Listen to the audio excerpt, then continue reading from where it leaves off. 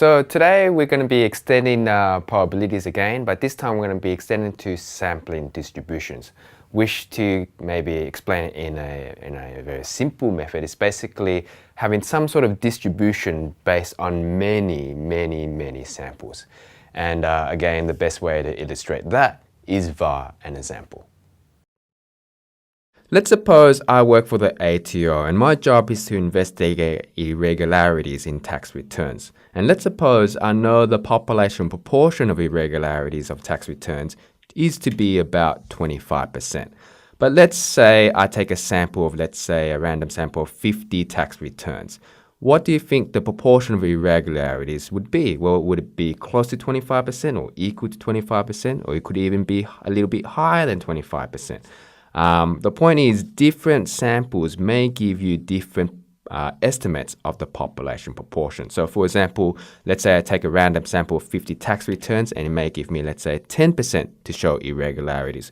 Or let's say I take another sample of 50 tax returns and it shows 15% of irregularities. And let's say another one and shows me 30% of irregularities. So again, different samples would give me different estimates of the population proportion. Let's say I continue to do this. So this sample gives me 25% irregularities and 20% irregularities. And let's say we continue taking different samples or taking samples of 50 tax returns and calculating the population proportion.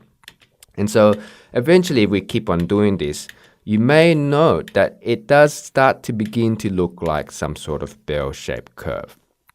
So once we've got this bell-shaped curve, the aim is to calculate probabilities, and it essentially works the same way. We'll be calculating areas under the curve, but in order to do that, we need to assume that our sampling distribution follows a normal distribution, and we'll be able to do that following the CLT theorem.